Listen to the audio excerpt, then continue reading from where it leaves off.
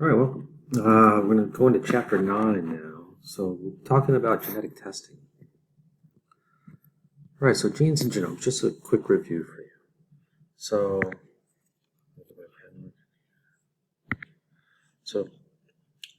We all know what chromosomes are, right? So, chromosomes in the form of chromatin are in the nucleus. They contain genes, right? Remember, genes are instructions for making proteins. And then the genome, right? Your entire complement of DNA is called your genome. We sequenced it in 2003, and we know a lot about it now, right? So, limits of genetic testing. So, genetic testing is becoming more and more and more and more and more popular, right? So, they're almost never conclusive, and they usually only give probabilities. So, we're using genetic testing for just so much stuff now. So personally,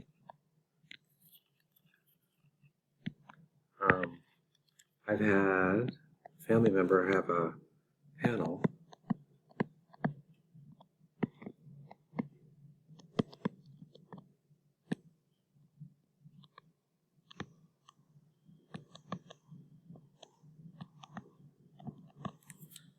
too close to my icon there. If medications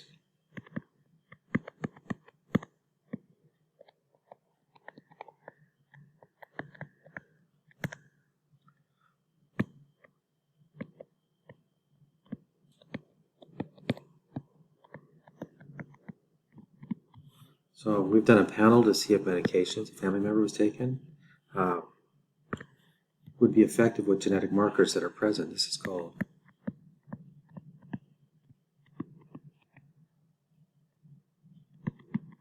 Pharmacogenomics. Now when I do that testing, right, when we have that testing done, that creates a whole list of medical information, right? And it creates a whole list of medical information based on your genes.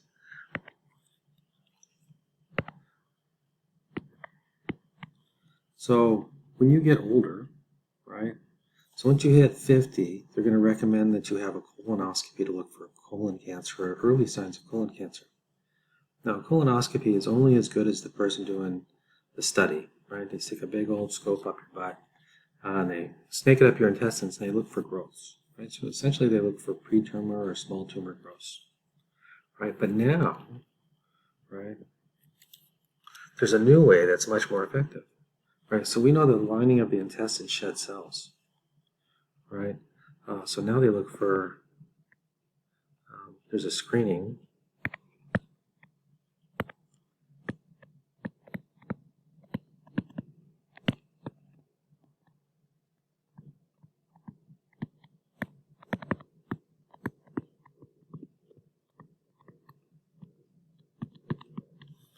Right? There's a screening for cancer and precancer cells. So essentially, you drop a big turd in a bag and you seal it up, you send it to the company, right? They do a mini prep on it, right? They separate any cell debris from the poop, and then they go ahead and run PCR on it and they look for genetic markers, right?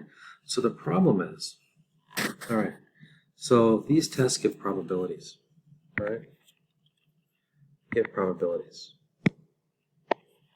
Right? They're not conclusive yes or no. Although this cancer screening says it catches about 99% of people with cancer.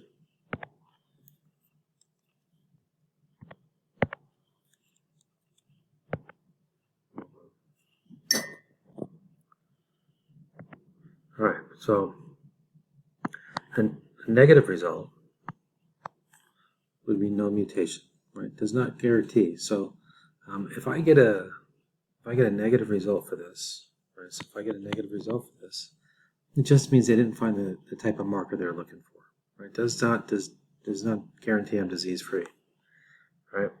It doesn't tell me what level of cancer I would have, right? Whether it be stage 1, 2, 3, 4. It would just indicate if I need more tests. And the power to identify and predict genetic disorders is outpaced our ability to do anything with them. So when we start talking about genetic screening, we can screen for a whole bunch of stuff, we have to look at the moral construct of screening for things and notifying people of things that we can't treat. Right, because of that, right, director of NIH had said once, science has outpaced our understanding for conventional moral application of new technologies becomes an issue we need to address before the application of technologies becomes available to the public. What he's saying is we are so good now at finding stuff, right?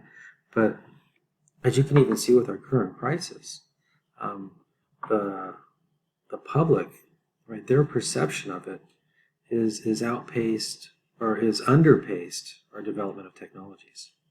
Right, I heard on the news last night somebody attacking PCR tests looking for COVID infections, saying that they do too good of a job.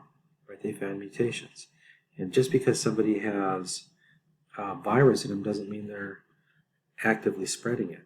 Well, you can't attack a test because it does a good job, right? You're not understanding, right? So, the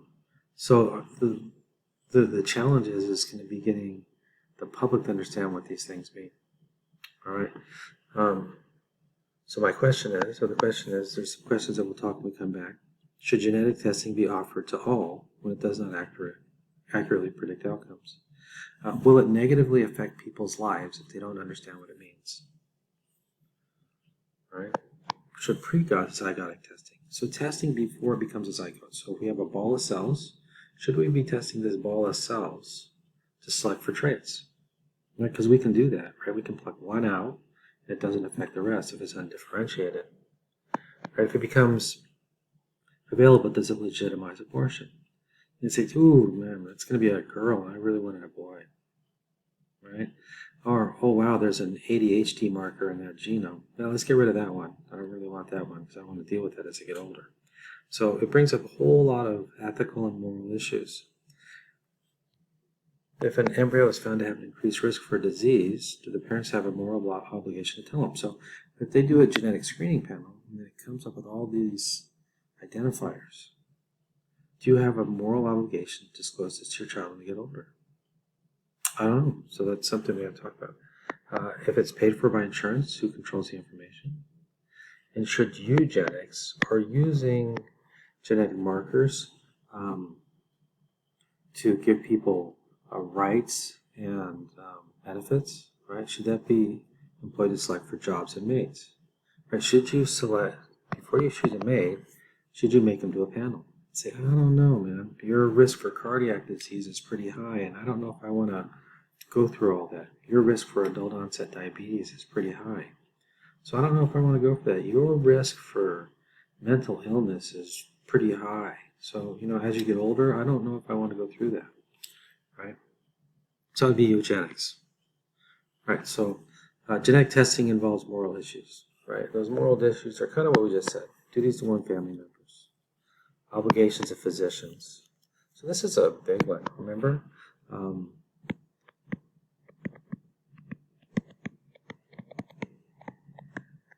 Right? They're practicing non-malfeasance.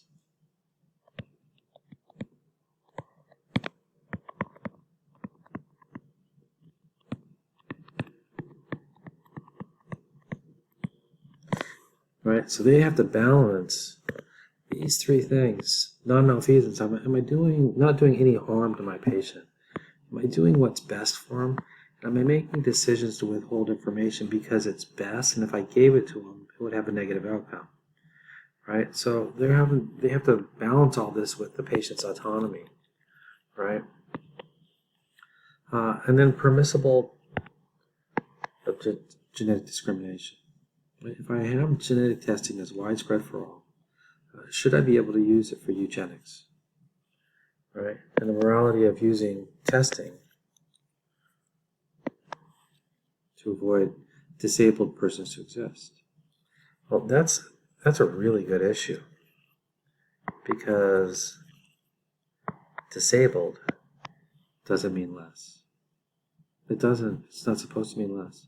So disabled people have rights. They do, right? They're human beings. So they have rights as human beings. So if I said I'm just going to do away with all people with disabilities, that will increase cost to our society.